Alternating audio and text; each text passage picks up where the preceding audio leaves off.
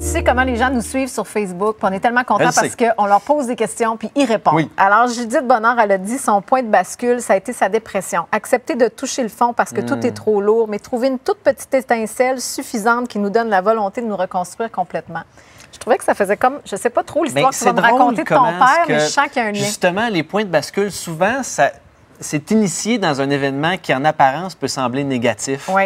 Puis moi, je pense que c'est vraiment le mot-clé, c'est en apparence. C'est vraiment une perception parce que ça naît dans quelque chose de difficile, mais ça te permet d'évoluer puis de grandir. Puis, bien là, justement, là, tu l'as mis en scène un petit peu.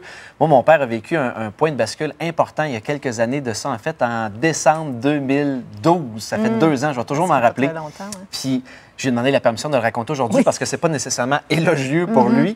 Mais tu sais, Jack, tu le connais, c'est un gars qui est super sympathique, il est jovial, il est enjoué, tout le monde l'aime. Mais tu sais, Jack, comme n'importe qui, il a un ombre à la même amplitude que sa lumière. Tu sais, c'est proportionnel. Hein? Et dans son ombre, c'est un gars qui porte une colère, il porte le conflit en dedans de lui. Donc, en vieillissant, à un moment donné, il est devenu plus colérique. Il est devenu, à un moment donné, grognon. Puis, tu sais, toute sa famille, ses amis, on lui disait « Jack, t'es devenu grognon. Jack, t'es chialeux, t'es aigri. Puis, ben non. Puis ça a amené bien des conflits dans sa vie. Puis, il est arrivé un point de bascule, à un moment donné, qui était absolument formidable. Puis là, j'ai 2 minutes pour te raconter une histoire qui en prendrait 15, mais je vais le faire, je vais enlever bien des détails. Je viens visiter mes parents de Drummondville, justement en décembre. Il fait super froid et j'ai une crevaison à peu près 5 km de chez mes parents. Alors là, j'appelle mon père, je dis « Papa, tu peux-tu venir me donner un coup de main? » Parce que je me dis que tant qu'à enlever mon pneu à moins 20, je vais lui demander qu'il amène son compresseur, je vais regonfler le pneu, on va rentrer dans le garage puis on va pouvoir sortir ça. Fait que mon père, de ni une ni deux, il a une super bonne intention positive de m'aider. Il embarque dans son auto avec le compresseur puis il file à vive allure pour arriver où est-ce que je suis. Sauf qu'en s'en venant, il conduit de manière un peu cavalière, il coupe une voiture. Puis là, le gars dans la voiture, il apprécie pas ça. Fait qu'à la lumière, juste avant d'arriver où moi je suis, je le vois là, de loin, le gars, il arrive à côté de lui puis il baisse sa fenêtre. Mon père baisse sa fenêtre. Là, le gars, il regarde mon père puis il dit « Hey, monsieur, il dit, moi, j'ai un enfant en arrière, vous l'avez mis en danger, c'est vraiment pas intelligent. C'est vraiment pas intelligent ce que vous avez fait là. » Et là, mon père, il le regarde. Je te dirai pas ce qu'il a dit. On s'en doute. Mais c'était un peu... ça portait un peu le conflit. Et ensuite de ça, quand la lumière tombe verte, il file à vive allure puis il s'en va juste à côté de moi. Là, la scène prend forme où est-ce que le gars le suit.